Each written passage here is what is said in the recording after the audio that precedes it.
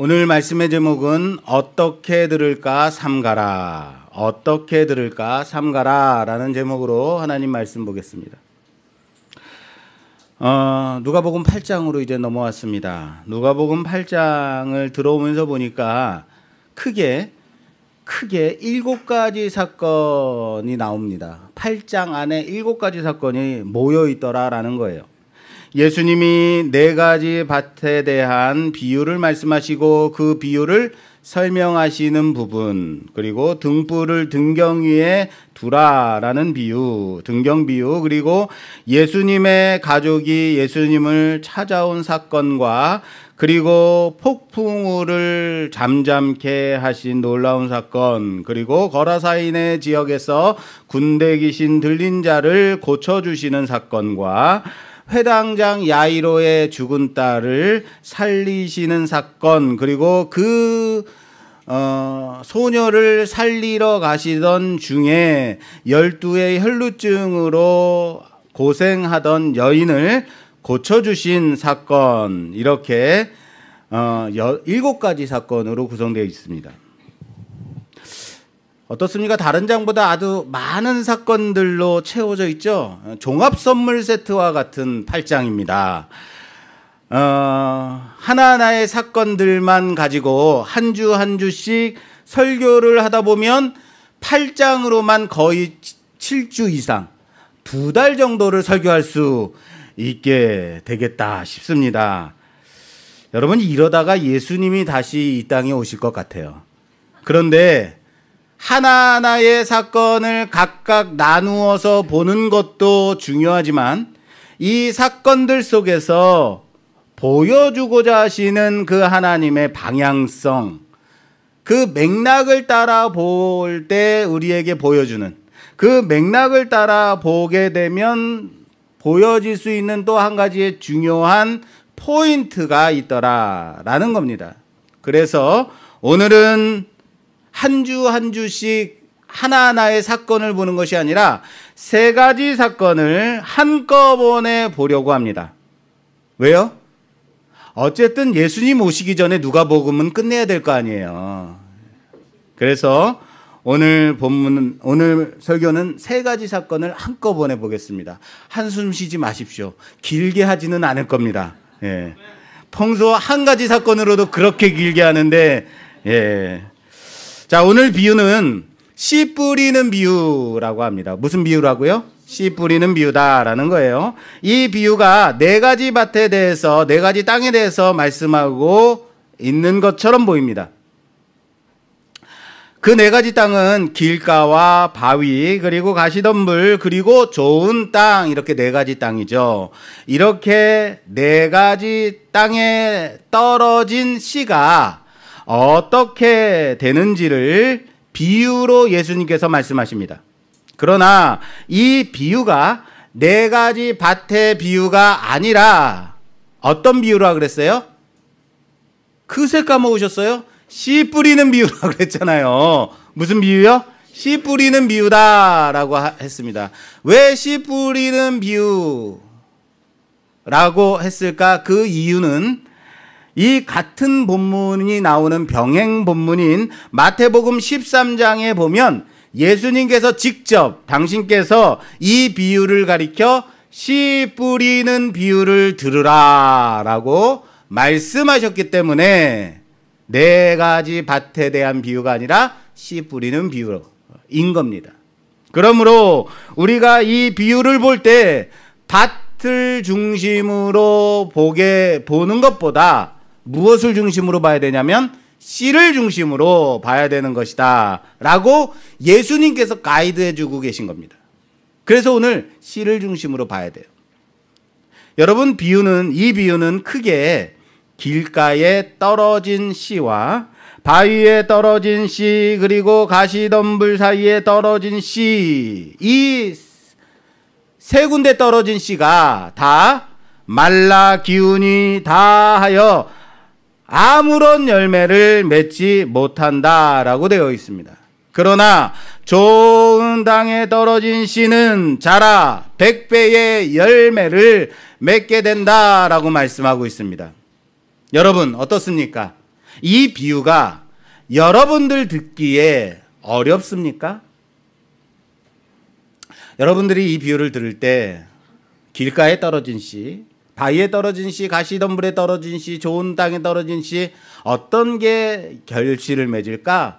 잘 모르겠는데 이게 과연 무슨 내용인지 도무지 모르겠다 이렇게 생각이 되십니까? 와, 이거 정말 어려운 비유다. 요상한 말씀이로다. 주님, 이거 우리에게 설명해 주셔야겠는데요. 목사님, 이거 저한테 좀 설명 좀 해주세요. 이런 생각이 드세요?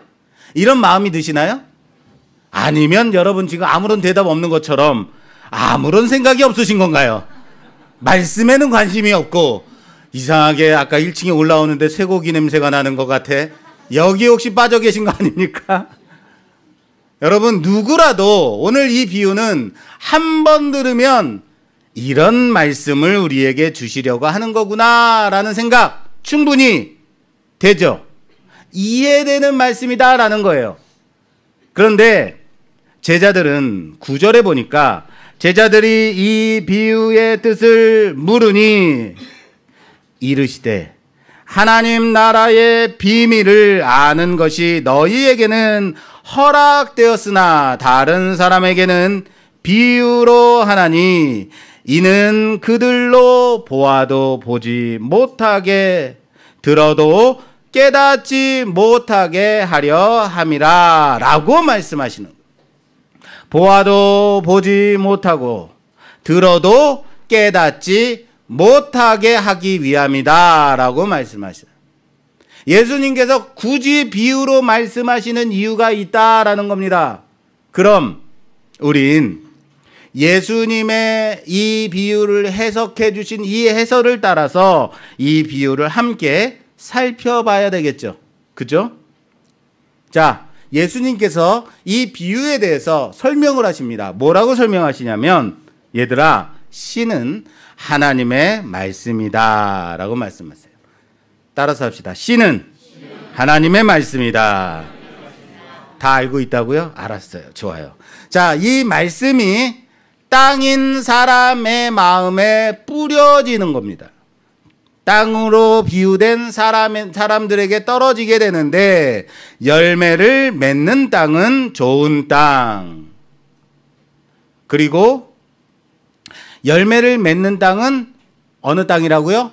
좋은 땅만 열매를 맺는 거예요. 그리고 나머지들은 사단이 빼앗고 시련에 의해서 배반하게 되고 이 생의 염려와 재물과 향락으로 말미암아 열매를 맺지 못하게 되는 것을 가리키고 있다라는 거예요. 그것이 길가, 바위, 가시덤불을 말하는 겁니다. 좋은 땅에 뿌려진 씨만이 열매를 맺어 100배로 결실을 맺게 된다라고 말씀하시는 거예요. 자, 보세요. 여기서 문제가 어디에 있는지 아시겠어요? 문제가 어디에 있냐면 땅에 있다라는 겁니다. 문제가 어디에 있다고요? 땅에 있습니다. 씨에는 문제가 있다 없다? 없습니다. 씨에는 문제가 전혀 없습니다. 하나님의 말씀은 문제가 있습니까? 없습니까? 없어요. 하나님의 말씀은 생명이 있어 우리 심령에 뿌려져 심겨지게 되면 100배로 결실을 맺게 되는 생명의 말씀이라는 사실을 믿으시길 바랍니다.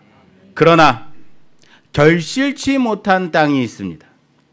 여기서 세 가지 땅이 나오게 됩니다. 그렇지만 실제는 여러분 결실하는 땅과 결실하지 못하는 땅 두 가지의 땅이 있을 뿐인 겁니다.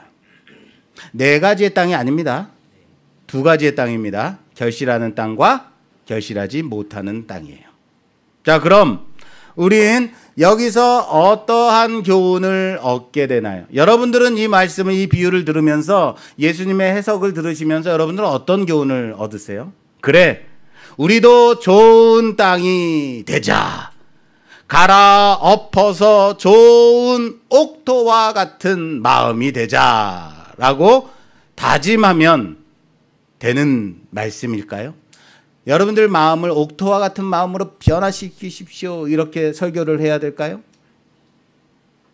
여러분, 땅을 갈아서 좋은 땅으로 만드는 것은 땅이 하는 겁니까? 누가 하는 겁니까? 땅 주인. 누구겠어요, 그게? 농부가 하는 거죠. 농부. 그렇죠. 땅이 나는 좋은 땅이 돼야지. 좋은 땅이다. 으차 하고 돌멩이를 툭 튕겨내고 좋은 땅이 돼야지 하면서 막 자기를 스스로 갈아엎고 그럽니까? 땅은 그럴 수 없어요. 농부가 하는 겁니다. 자, 왜 나는 길가와 같은 마음을, 바위와 같은 가시덤불과 같은 마음을 하나님 나에게 이런 마음을 왜 주셨나요? 라고 말할 필요가 없습니다. 여기서 예수님께서 말씀하시는 바는 하나님께 속한 자와 세상에 속한 자 두 가지의 마음을 말씀하고 계실 뿐인 것이다 라는 겁니다. 어디에 속한 마음이요? 하나님께 속한 마음이냐, 세상에 속한 마음이냐, 하나님의 자녀이냐, 세상에 마음 뺏긴 자들이냐 라는 것을 보여주는 것입니다. 그럼 누가 좋은 땅과 같은 마음을 가지는 자가 될 것인가? 누가 좋은 결실하는 땅과 같은 자가 될 것인가? 그런데 오늘 본문을 좀 자세히 좀 볼 필요가 있어요. 본문을 자세히 좀 보세요. 씨가 뿌려졌습니다. 씨가 뿌려졌는데도 결실치 못한 땅의 그 이유는 무엇 때문이냐면 사탄에게 그 마음을 빼앗겼기 때문이다라고 말씀하세요. 또한 시련 때문에 이생의 염려와 재물과 향락 때문에 자라 결실치 못하게 된 것이다 라고 말씀하고 있어요. 그리고 결실한 좋은 땅은요. 결실한 좋은 땅은 오늘 본문 보니까 15절 말씀에 이렇게 되어 있습니다. 좋은 땅에 있다는 것은 착하고 좋은 마음으로 말씀을 듣고 지키어 인내로 결실하는 자니라. 할렐루야. 보이세요? 보이세요? 좋은 땅에 씨가 떨어지니까 씨가 좋은 땅에 떨어지면 사탄도 시련도 염려와 재물과 향락이 없어서 잘 자라 결실한 겁니까? 그래서 좋은 땅입니까? 여러분, 좋은 땅이라 하더라도 그냥 내버려 두니까 잘 자라게 되는 것이 아닙니다. 뭐라고 말씀되어 있다고요? 따라서 합시다. 착하고 좋은 마음으로 말씀을 듣고 지키어 인내로 결실하다. 땅이 가만히 있는 것이 아닙니다. 여러분 보세요. 좋은 땅이라고 시련이, 시험이, 환난이, 유혹이 없는 것이 아니라고요. 말씀을 듣고 인내로 지켜 결실하는 땅인 겁니다. 이해되세요? 여러분, 이렇게 보니까 이 비유를 듣고 우리 생각에 나도 좋은 땅, 옥토와 같은 땅 되게 해 주세요 라고 적용할 것이 아닌 거죠. 나 또한 하나님의 말씀의 씨앗을 잘 품어 듣고 착한 마음으로 지키고 견디고 인내하여 결실하는 자 되게 하옵소서. 할렐루야. 이렇게 적용해야 되는 겁니다. 나도 시련과 환난과 향락과 재물과 사탄의 유혹과 수많은 어려움들 속에서도 내 마음 잘 지켜서 그 말씀 잘 품어 인내로 지키는 자 되게 하옵소서. 하나님의 말씀을 보고 듣는데도 냉랭하고 아무 깨달음 없이 단지 언제 설교 끝내주실 거예요? 12시 전에는 끝내주셔야 복지콜 부를 텐데 말이에요. 그래야 차가 잘 된다고요. 이런 생각 가득 차 있으면 이것은 뭐예요? 이생의 염려 속에 빠져 있는 거예요. 아시겠어요?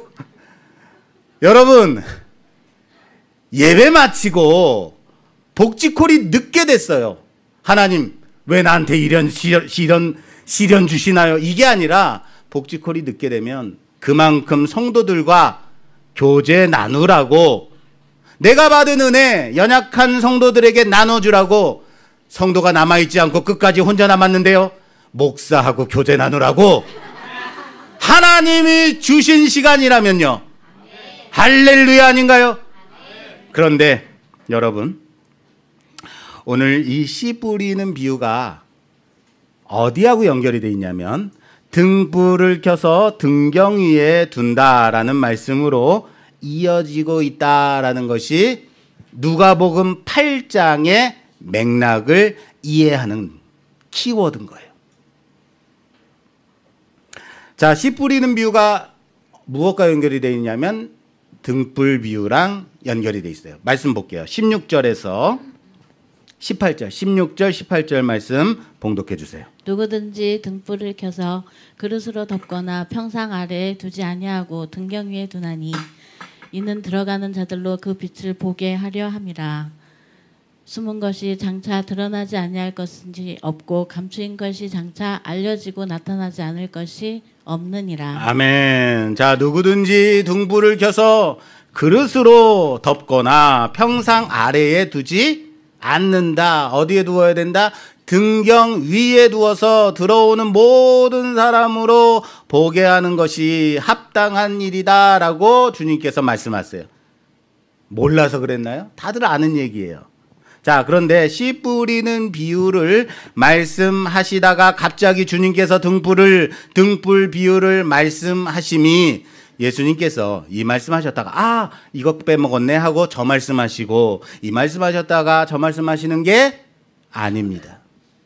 이 등경 비유는 앞에 씨 뿌리는 비유를 받아서 비유의 결론으로 이끌어주고 있는 말씀인 거예요.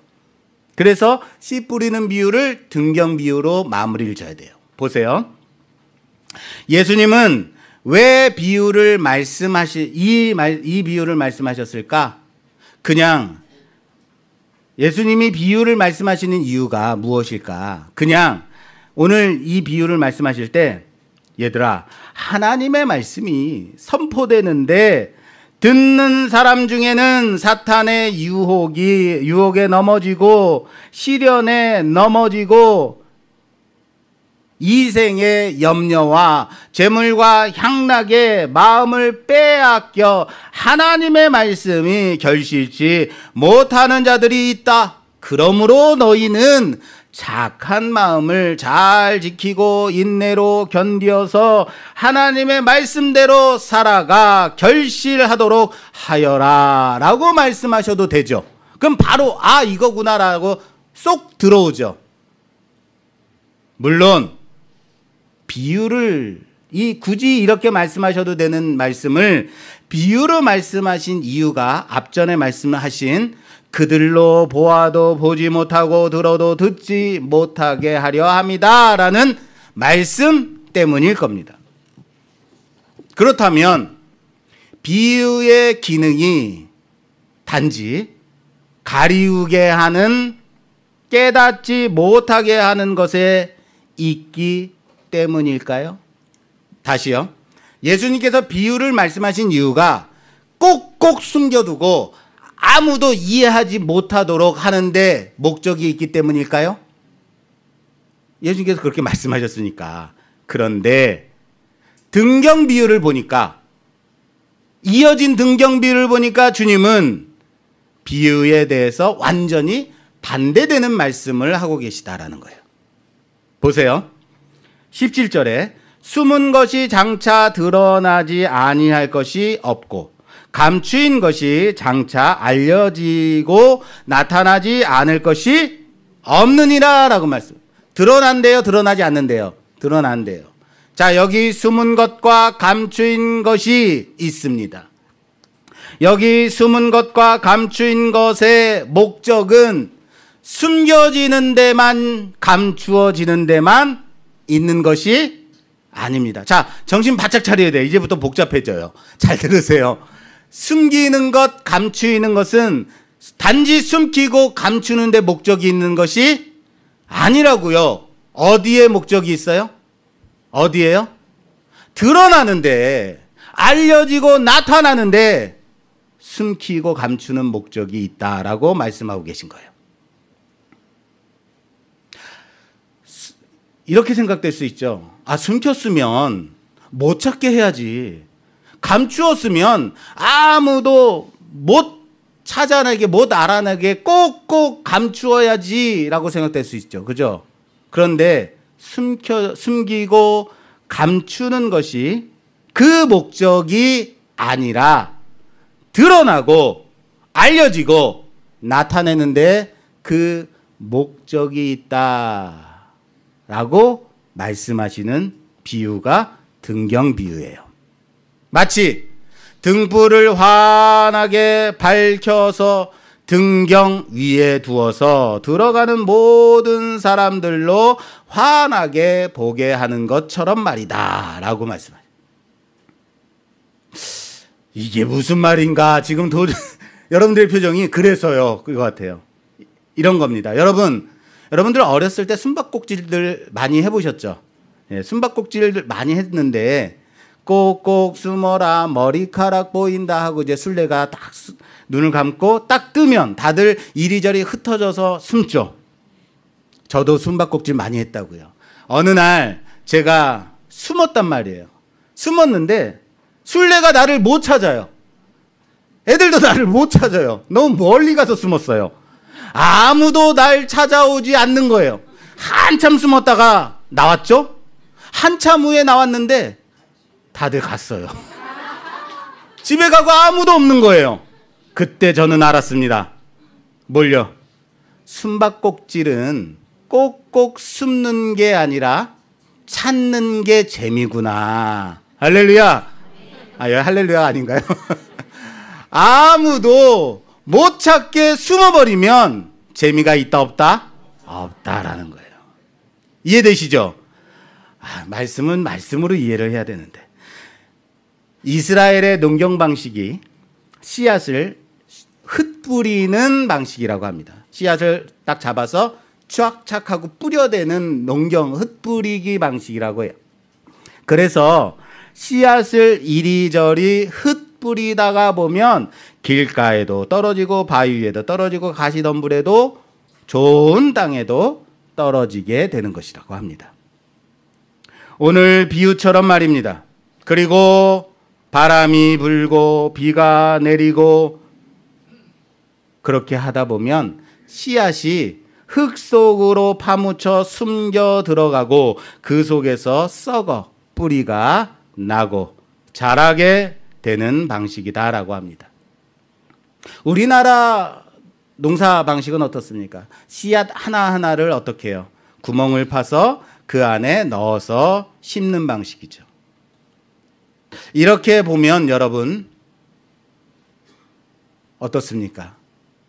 씨앗을 심죠. 씨앗을 심는 것은 씨앗을 숨기우고 감추이는 것 같지 않습니까? 그렇잖아요. 씨앗을 어때요? 심는 것은 숨기고 감추는 것 같죠. 그런데 씨앗을 심는 것이 단지 숨기고 감추는 데 목적이 있는 것인가요? 아니죠. 뭐 하라고요? 드러나라고, 알려지라고, 나타나는데 그 목적이 있다라는 겁니다. 뿌리가 내리고 싹이 나고 자라서 드러나 알려져 결실하라고 숨기우고 감추는 것입니다. 할렐루야. 그 말씀하시는 겁니다. 그게 비유의 목적인 겁니다. 그래서 오늘 설교 제목과 같이 18절 말씀에 그러므로 너희가 어떻게 들을까 스스로 삼가라. 따라서 합시다. 그러므로 너희가 어떻게 들을까 스스로 삼가라. 스스로 삼가라 라고 말씀하시는 겁니다. 예수님 또한 당신을 가리켜 나는 한 알의 밀이다 라고 말씀하셨어요. 한 알의 밀이 땅에 떨어져 썩지 아니하면 한 알 그대로 있고 썩으면 많은 열매를 맺느니라. 할렐루야. 그렇죠. 마치 주님은 십자가의 죽음으로 땅에 심겨졌음을 말씀하시는 것 같지 않습니까? 아마도 예수님을 십자가에 못 박아 죽인 자들은 그를 잡아 죽여 우리가 이겼다라고 생각했을지 모릅니다. 그러나 무덤에 묻혀 숨겨졌을 때 다시 부활하사 수많은 부활의 첫 열매가 되셨음을 믿으시길 바랍니다. 그러므로 어떻게 들을지 스스로 삼가라. 깊이 생각해야 한다는 말씀인 겁니다. 그리고 마지막 사건 8장은 세 번째 사건으로 이어지게 됩니다. 예수님이 한 곳에서 수많은 사람에게 둘러싸여서 말씀을 가르쳐 주고 계십니다. 그런데 예수님의 어머니와 동생들이 찾아왔습니다. 그리고 어떤 사람이 예수님, 당신의 어머니와 동생들이 찾아왔는데요 라고 말을 전했습니다. 이 사건으로 이어집니다. 병행 본문인 마태복음에서 보면 순서만 다를 뿐이지 씨 뿌리는 비유와 예수님의 가족이 찾아온 사건이 함께 있다라는 것을 알 수 있습니다. 그럼 우리는 어떻게 봐야 돼요? 함께 봐야 됩니다. 자, 이 부분 볼게요. 19절 8장 19절 말씀 19절에서 21절까지 봉독해 주세요. 예수의 어머니와 그 동생들이 왔으나 무리로 인하여 가까이 하지 못하니 어떤 이가 알리되 당신의 어머니와 동생들이 당신을 보려고 밖에 서 있나이다. 예수께서 대답하여 이르시되 내 어머니와 내 동생들은 곧 하나님의 말씀을 듣고 행하는 이 사람들이라 하시니라. 아멘. 아멘. 할렐루야. 이 말씀을 우리는 어떻게 들을까 삼가야 됩니다. 깊이 생각해야 할 것입니다. 예수님의 어머니가 오셨다라는 말을 듣고 그럼 예수님이 어떻게 해야 될까? 어서 나가서 어머님 여기까지 어쩐 일로 오셨어요? 제가 요즘 좀 바빠서 귀신도 내쫓고 병도 고치고 그러냐 어머님을 찾아뵐 시간이 없네요. 이해해 주세요 라고 이렇게 공손하게 나가서 어머님을 모셔야 되는 것이 그렇게 해야 된다고 생각한다면 그거는 성경을 자의적으로 해석하는 겁니다. 성경이 보라는 그 지시하는 손가락을 따라서 봐야 되는 거예요. 그 방향으로. 주님께서는 누가 나의 가족이냐라고 하시면서 지금 주님의 말씀을 열심히 듣고 청종하고 있는 여러분들처럼 듣고 있는 이 사람들을 둘러보시면서 어쩌면 그들을 쭉 손가락으로 가리키시면서 이 사람들이 내 어머니요 내 동생들이다 라고 말씀하셨을지 모르겠습니다. 그런데 여러분 보세요. 여기 주님께서 나의 어머니요 나의 동생들이다 라고 말씀하실 때 단지 내 말을 듣고 청종하는 사람들만 지칭하시는 게 아닙니다. 본문 말씀 21절에 보니까 예수께서 대답하여 이르시되 내 어머니와 내 동생들은 곧 하나님의 말씀을 듣고 행하는 이 사람들이라 라고 말씀하세요. 따라서 합시다. 하나님의 말씀을 듣고 행하는 이 사람들이다. 하나님의 말씀을 듣고 행하는 누구라고요? 이 사람이에요. 이 사람. This person. 분명히 이 사람들이라고 말씀하고 계세요. 그럼 여기서 또 궁금해야 돼요. 우린 과연 이 사람들이 누굴까? 라고 생각해 봐야 돼요. 이 사람들이 누굴까요? 누굴까요? 불특정 다수의 이 사람들인가요? 그 대답이 오늘 본문 8장 1절에서 3절 말씀에 있어요. 본문을 시작할 때 그래서 1절과 3절이 있는 거예요. 자, 1절에서 3절 좀 봉독해 주시겠어요? 그 후에 예수께서 각 성과 마을에 두루 다니시며 하나님의 나라를 선포하시며 그 복음을 전하실세 12제자가 함께 하였고 또한 악기를 쫓아내심과 병 고침을 받은 어떤 여자들 곧 7 귀신이 나간 자 막달라인이라 하는 마리아와 헤롯의 청지기 구사의 아내 요한나와 수산나와 다른 여러 여자가 함께하여 자기들의 소유로 그들을 섬기더라. 아멘. 아멘. 예수님이 각 지역을 다니시면서 그 복음을 전하시는데 주님과 함께하는 12제자가 있습니다. 그리고 다른 복음서에는 나와 있지 않는 여인들의 활약이 이어져 나옵니다.